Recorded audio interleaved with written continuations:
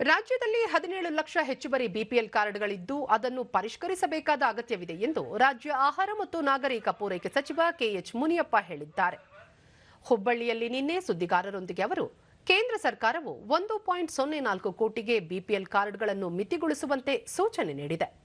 ಹಾಗಾಗಿ ಬಿಪಿಎಲ್ ಕಾರ್ಡ್ಗಳ ಸಂಖ್ಯೆಗೆ ಮಿತಿ ಹೇರಿದ್ದು ಹೆಚ್ಚುವರಿ ಕಾರ್ಡ್ಗಳಿಗೆ ಆಹಾರ ಧಾನ್ಯ ವಿತರಣೆ ತೊಂದರೆಯಾಗಿದೆ. ರಾಜ್ಯಕ್ಕೆ ಹೆಚ್ಚುವರಿಯಾಗಿ ಪಡಿತರ ಧಾನ್ಯ ವಿತರಣೆ ಮಾಡುವಂತೆ ಕೇಂದ್ರ ಸರ್ಕಾರಕ್ಕೂ ಮನವಿ ಸಲ್ಲಿಸಲಾಗಿದೆ ಎಂದರು. ಅನ್ನಭಾಗ್ಯ ಯೋಜನೆಯ ಫಲಾನುಭವಿಗಳಿಗೆ ಆಹಾರ ಧಾನ್ಯಗಳೊಂದಿಗೆ ಅಡುಗೆ ಎಣ್ಣೆ ಹಾಗೂ ಬೇಳೆ ವಿತರಣೆಗೂ ಸರ್ಕಾರ ಚಿಂತನೆ ನಡೆಸಿದೆ.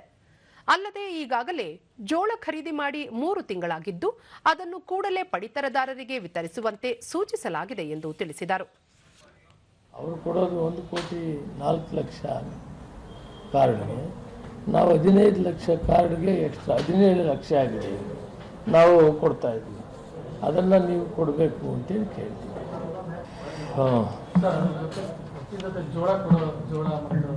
ಜೋಳ ಹೆಚ್ಚಿಗೆ ಕೊಡಬೇಕಂತಿದ್ದೀವಿ. ಅದನ್ನು ಗೋಡೌನ್ಸಲ್ಲಿ ಸರಿಯಾಗಿ ಮೇಂಟೈನ್ ಆಗ್ತಾ ಇಲ್ಲ, ನುಸಿ ಬೇಗ ಬಂದ್ಬಿಟ್ಟು.